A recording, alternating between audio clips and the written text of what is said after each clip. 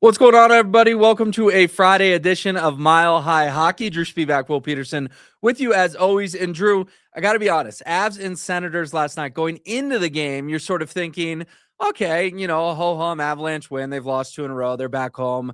They'll win 3-1, 4-2, something like that. So much to unpack from this hockey game. Josh Manson gets a Gordie Howe hat trick. The Avalanche tie a franchise record for goals in a period with 6. And ooh, baby, there is some spice going on with the Ottawa Senators. All to come today on Mile High Hockey. Let's start with Manson, I guess, though, because he was the star of the night in a very fun way. If you don't know what a Gordie Howe hat trick, it's a fight, a goal, and an assist all in the same game. And for good measure, Manson won a fight, had 2 goals and 2 assists. Man, this guy, I feel like we've been saying it all year, but last night more than ever, he is extremely underrated. What a fun performance from Josh Manson. Yeah, it really was. And I was actually kind of disappointed he didn't end up with like the double Gordie Howe hat trick. Because the way that game was going, I'm thinking, man, this thing's going to get a little rough and rowdy in the third period. He may end up getting a second fight to go along with, what he'd already done in that game. But yeah, you're right, dude. I mean, it just speaks to like what a great year he's had already this year. He's healthy. I think that's the biggest thing. He's fully healthy. And it shows. He is such a dang good hockey player. And I think I saw somebody on Twitter was kind of comparing him to like the modern day Adam Foote.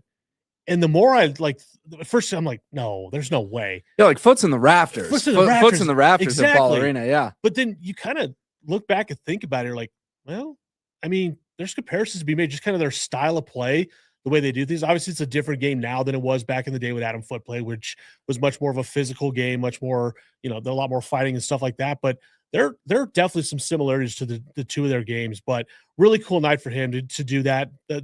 To be running the power play in that third period, yeah. That Josh Manson there running the power play for the defensive side was really cool. But yeah, an awesome night for him, and to do it with his dad in attendance, even cooler as well. But a Gordie Howe hat trick is not something we've seen very often. We saw 2022, I think it was Naz Kadri who did it. You don't get to see that very often. So to have Josh Manson be the guy to do it was really cool. So what do you make of the fact that Manson's dad also had a Gordie Howe hat trick in his playing career?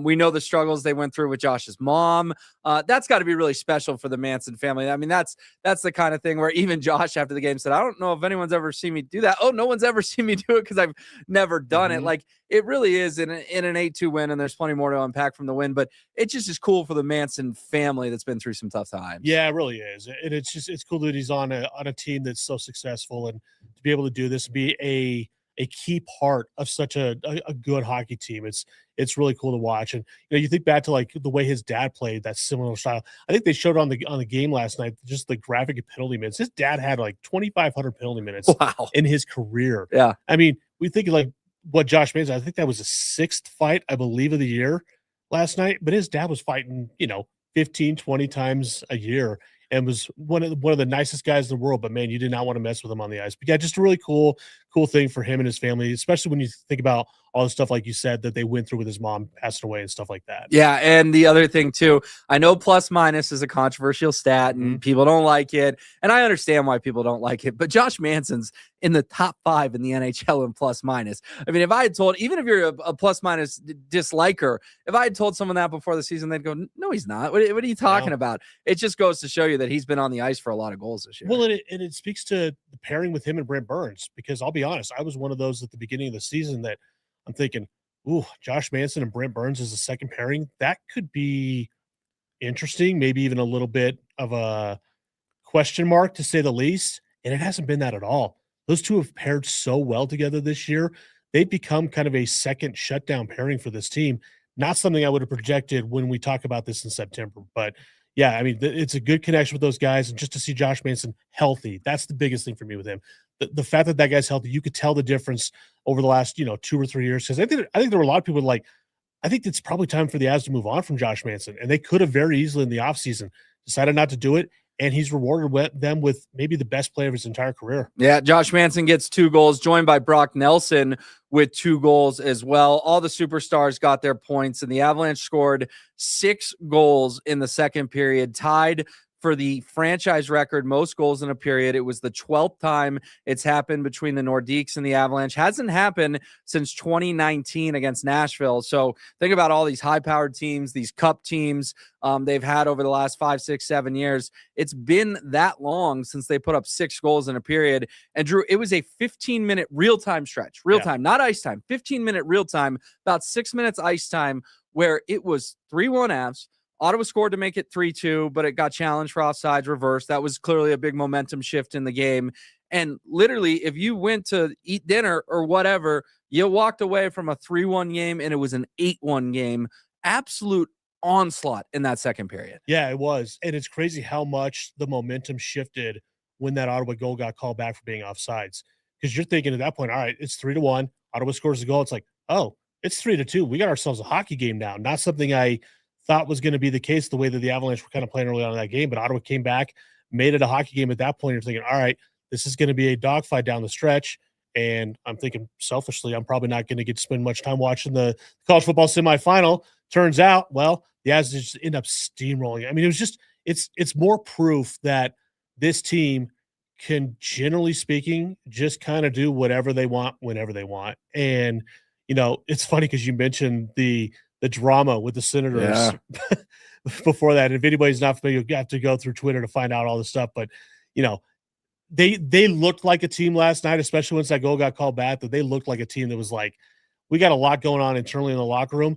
And then you have to come into Colorado on the second night of a back-to-back after going to Utah the night before, and you got to play the Avs, who are probably ticked off because they didn't play very well, really, in about 2.5 of the 3 games on that road trip, ended up losing the 2 games on it.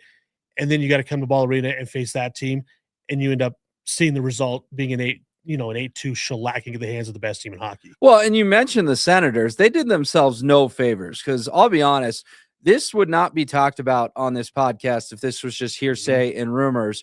But they, an hour before the game, release a statement, big old statement from their president, talking about there are unfounded rumors on the internet about our team and our captain, and internet trolls aren't going to win, and none of it's true, and we hate it. I'm paraphrasing. But you know what I'm getting at, Drew, is like they added fuel to a fire that was just burning on the ground, kind of small. Get an extinguisher, put it out, bucket of water, put it out, and they dump gasoline on this fire. And anyone who didn't know what these rumors were is immediately looking further into them and Googling them. And then you said it, Ottawa played like a team that is maybe having some issues in the locker room.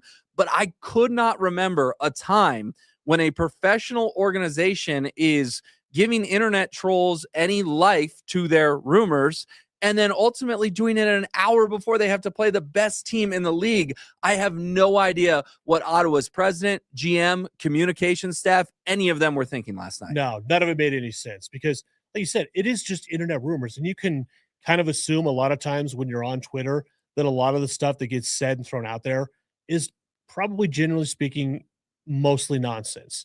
And that's kind of what I thought a lot of it was, until an hour before the game, you see the statement from Steve Staios, and you're going, wait a minute, is this actually true?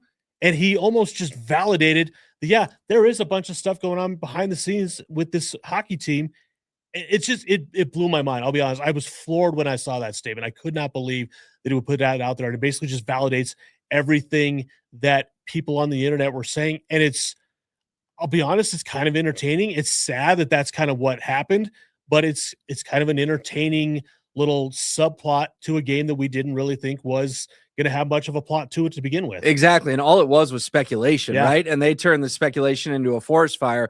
Go look at Ottawa's tweets last night. You know, most of them are getting 75,000 impressions, 100,000 impressions. The statement has over 3 million impressions now, brought attention to a matter that they probably should have stayed out of. I guarantee there are PR pros, not only in hockey, but in all sports, going, oh, that is what I'm going to talk about in my next staff meeting. This is how we don't handle PR crises. Funny wrinkle for sure. I mentioned Brock Nelson, and Jared Bednar did sort of not clap back at the Avs media, but clap back at some national narratives last night in his post-game presser of, when we gave him that contract, a $7.5 million AAV, a lot of people said we overpaid him and other guys would have been better deals. And now he's outplaying some of those other guys some of them are even making more money.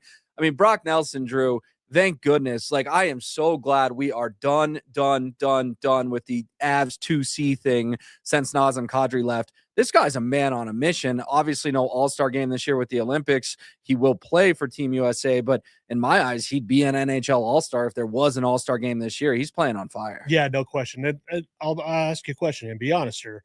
Was there a little bit of worry based on the slow start that he had at the beginning of the year? They're like, man, are we sure that we've solved this 2C thing? Oh, yeah. No, I mean, I remember talking about it on the podcast. So, yeah, I'm not saying that over the summer we said it was finally solved. I'm just saying as we sit here on January 9th, to me, it's finally done. But, yeah, we had those conversations in October and early November, and then he flipped a switch, what would you say, mid-November or so? Yeah, and it's cool, too, because there were a lot of people after Team USA made their announcement that Brock Nelson had made the team. They're like, wait, why are you taking Brock Nelson?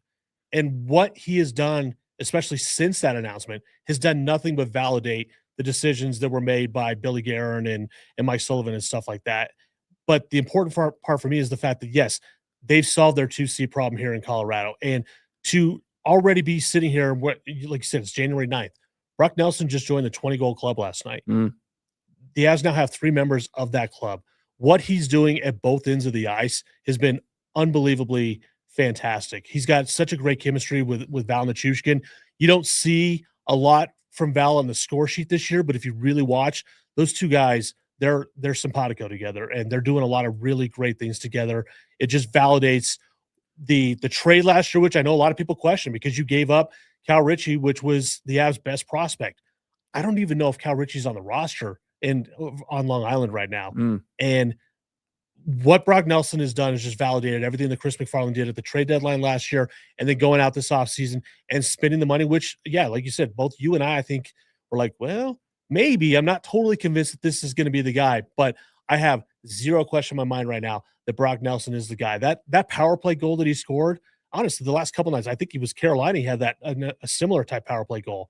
It's been phenomenal to watch this guy, and hopefully that he can kind of maybe be that cog to maybe get this Avalanche power play going because, hey, we got to see 2 power play goals last night, which was special. It's special. I mean, when you score 8, you would hope at least 1 or 2 were on the power play, and they were. What a fun win for the Avalanche, that 2-game losing streak, which some people were like nervous about. It's like, guys, it's hot. They play 82 games. They're going to lose 2 in a row, especially when they suffer an injury to the captain. And that was always going to be a tough road trip anyway. Exactly. Like, you're playing 3 of the best teams in the Eastern Conference. In fact, 2 of the for sure best, and then you're playing the 2-time defending Stanley Cup champions. I mean, all Cup final previews. Like, if I told you it's Avs Hurricanes, Avs Panthers, or Avs Lightning, you wouldn't fall out of your chair. No question. And like you said, the fact that you lose 2 of your better players on that road trip, like, it just kind of is what it was. The fact that some people were freaking out about it kind of blew my mind. It's like, this team has lost 4 games in regulation all season long. They're going to be fine. You get to come home and you play an Ottawa team with obviously a bunch of drama.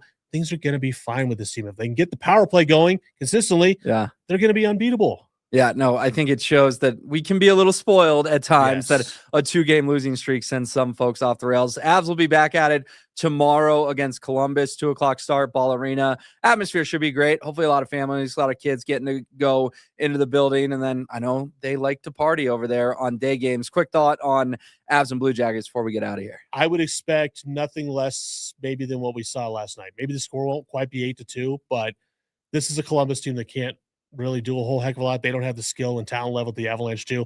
I would suspect that the Avalanche put 5-6 goals up on the Blue Jackets tomorrow. Honestly, for me, I don't think it'll happen, but it might be a game where you want to get Trent Miner sometime. Give Scott Wedgwood the night off, or the afternoon off. Let him get some rest, because more likely than not, he's probably going to play every game while Mackenzie Blackwood's on the shelf. Give him some time off. Let Trent Miner take a shot at the Blue Jackets, a team that you should probably beat pretty handily. Yeah, and even if you win 6-4, guess what? Still counts for 2 points. You win 6-4. All right, it was a lot of fun. Really interesting game with the Senators, and that's why we love hockey, because any given night can provide a lot of fireworks on the ice and some drama off of it. He's Drew. I'm Will. Have a great weekend, everyone. We'll see you Tuesday for another edition of Mile High Hockey.